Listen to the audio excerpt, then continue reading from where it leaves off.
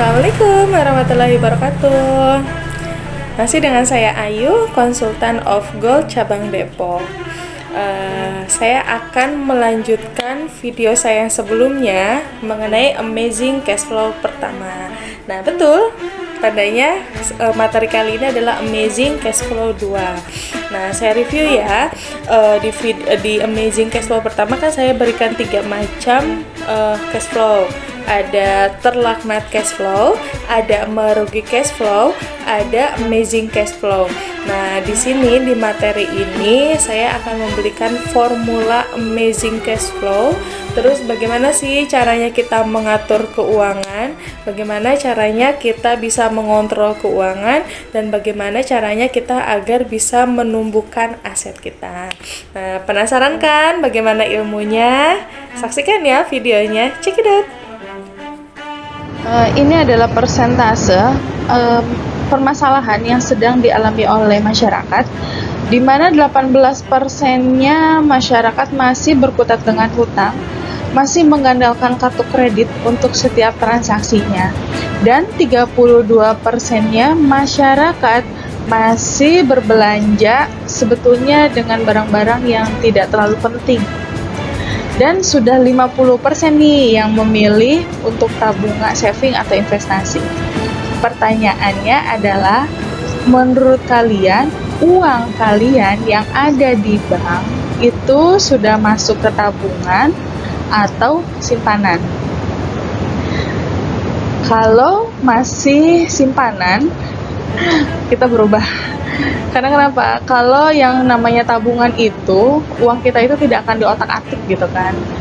Karena yang ada di tengah-tengah sekarang itu adalah uang yang ada di rekening itu hanya sebagai simpanan, dimana kita otak-atik, kita ambil, akhirnya habis. Masih ingat kan dengan 3 macam cash flow? Betul. 1, terlaknat cash flow. 2, merugi cash flow. 3, amazing cash flow. Terus bagaimana sih sebetulnya cara kuncinya agar mendapatkan keberkahan income? Dimana income-nya itu, di sisi income-nya kita naikkan, kita tingkatkan. Di kolom expand kita kontrol, kita buat budget. Pokoknya saya mau belanjanya segini, budgetnya setiap bulan segini. Kalau nggak cukup ya sudah, pokoknya sesuai dengan budget yang sudah kita anggarkan. Terus bagaimana nih di kolom asetnya? Asetnya kita bangun gitu kan. Ya situlah kita mendapatkan keberkahan income.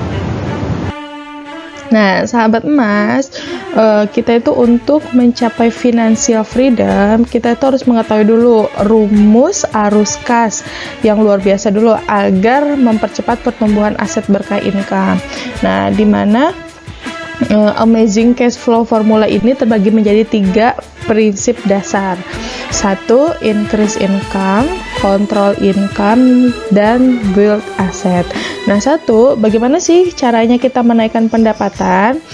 Yaitu dengan cara kita menaikkan pendapatan dari pendapatan utama yang dikelola dengan baik, dengan membuat pos dengan catatan keuangan. Pendapatannya apa aja sih yang masuk gitu kan, dari mana aja, dan bagaimana sih nanti kita itu bisa mengelola pendapatan tersebut agar terarah dan untuk mengembangkan menjadi pendapatan yang baru, di mana ujung-ujungnya itu untuk menambah aset. Terus yang kedua, kita mengontrol pengeluaran. Nah, cara untuk menaikkan pendapatan ya harus otomatis kita mengurangi pengeluaran gitu kan. Tapi sih biasanya agak susah ya gitu kan untuk dikurangi gitu kan secara masif. Nah, makanya kita lebih mengontrol secara ketat apa yang dicari, dan kita carikan nih jalannya bagaimana cara pengeluaran tersebut bisa merubah menjadi aset gitu kan. Karena pengeluaran itu tidak semuanya buruk kok gitu kan, tapi ada pengeluaran apabila kita kontrol dengan baik malah akan menjadi penghasilan yang hasilnya menambah aset gitu kan. Ya, kita dengan cara apa? Nah, nanti hasilnya setelah kita bisa mengontrol itu, kita malah bisa menambah aset dengan membeli lagi IOA Gold. Nah, terus yang ketiga, cara membangun aset. Nah, cara yang termudah itu adalah membangun aset, itu memaksimalkan aset-aset yang sudah ada, sehingga aset yang sudah ada bisa dikembangkan, dicarikan terobosan baru, sehingga bertumbuh menjadi aset baru, gitu. Oke, sekarang kita masuk how to create gold habit. Nah, di sini gimana sih gitu kan agar kita mencapai titik kesuksesan itu? Satu, kita catat nih. Kenapa sih perlu mencatat? Jadi ketika kita mencatat tuh kita tahu nih setiap pengeluaran kita, bagaimana kita tahu cara mengelolanya gitu kan. Terus juga dengan kita mencatat itu tuh sebagai alarm nafsu gitu kan. Apakah yang ini tuh sudah termasuk yang kita inginkan atau kita butuhkan gitu kan. Terus juga kita lebih mengetahui nih apa sih yang perlu kita tekan gitu kan agar aset kita ini makin bertumbuh gitu kan. Terus yang kedua kita melakukan check up. Nah, jadi setelah kita melakukan check up kita tahu nih sebetulnya sudah berapa sehat sih gitu kan keuangan yang keuangan di keluarga kita gitu kan. Terus sudah berapa aset sih yang tumbuh gitu kan. Terus dilakukan dengan financial planning. Setelah melakukan recording keuangan, baru kita lakukan perencanaan nih. Apa sih yang seharusnya kita lakukan dengan kondisi keuangan tersebut gitu kan. Lalu eksekusi and evaluasi.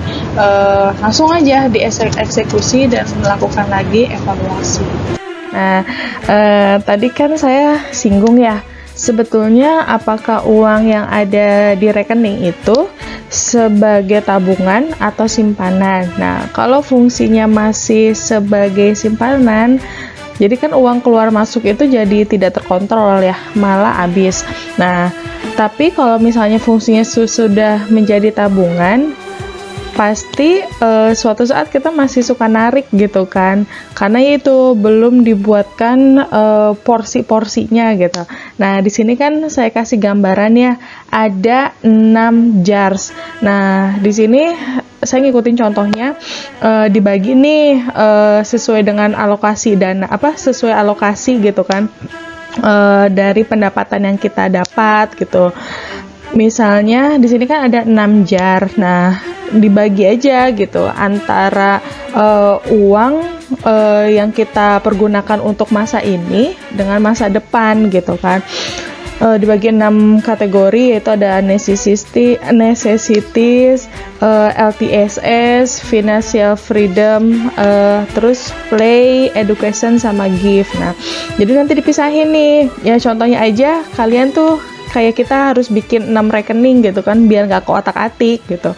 Contohnya misalnya kalau untuk necessity itu kan yang keperluan sehari-hari ya, kayak kita belanja cemilan lah atau makanan.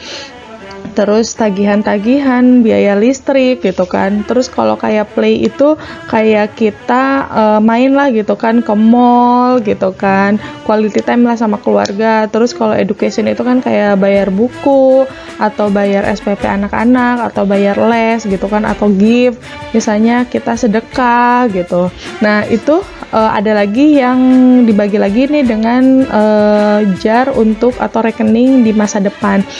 Pastikan kita itu harus menumbuhkan aset gitu ya.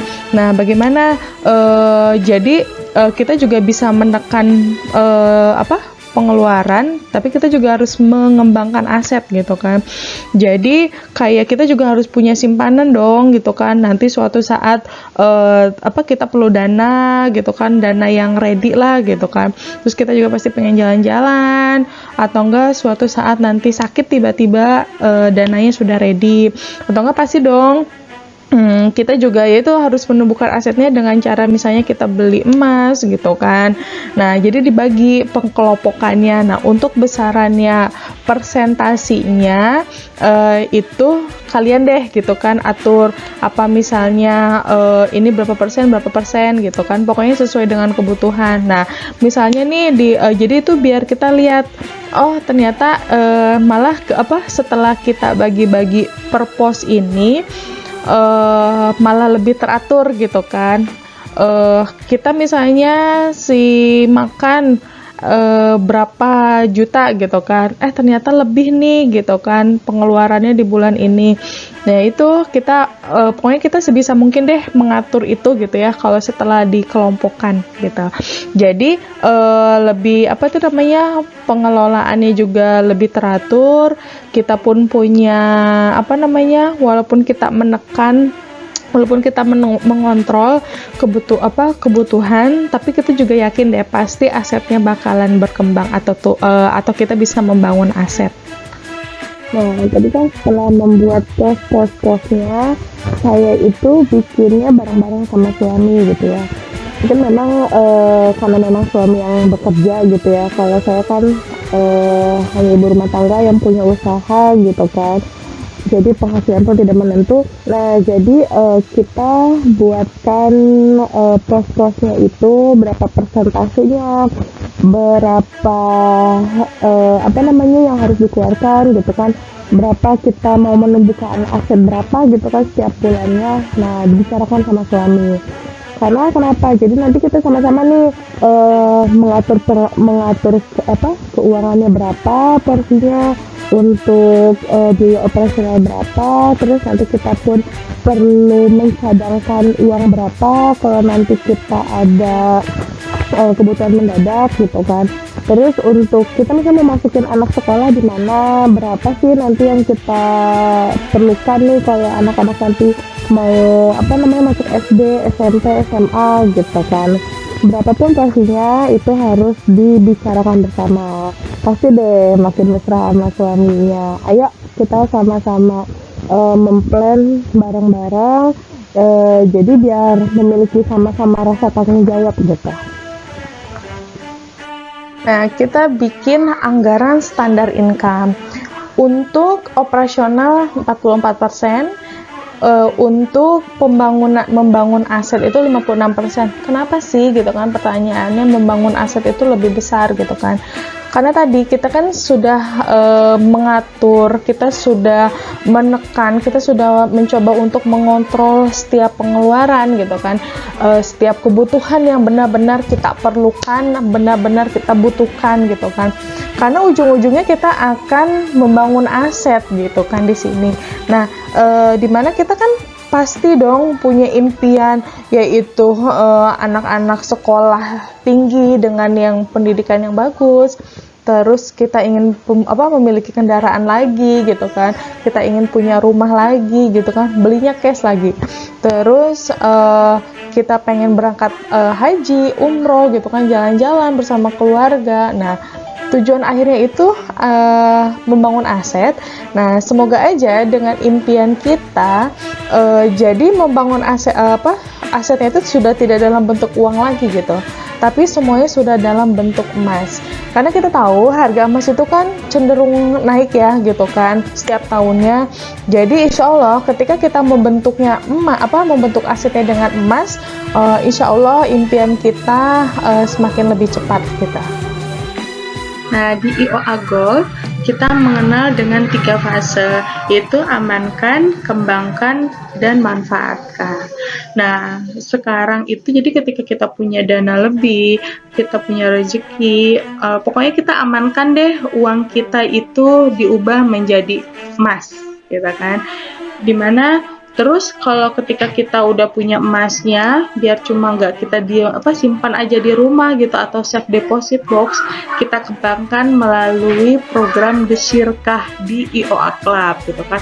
Nanti baru kita masuk ke fase manfaatkan. Nah, pokoknya sebagai penutupnya silahkan dicoba video saya kali ini silahkan dipraktekkan, karena kita kalau cuma dapat ilmu tapi kita tidak praktekkan kadang kita suka lupa.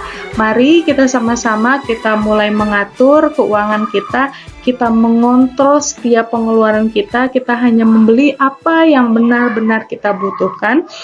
Untuk apa? Untuk mengembangkan aset. Nah, tadi ya, ingat asetnya ya, aset terbaik itu adalah emas gitu kan. Ingat menabung emas ya IOA Gold. Karena kenapa? Setiap keping IOA Gold yang Anda beli ada memiliki nilai wakafnya. Barakallah.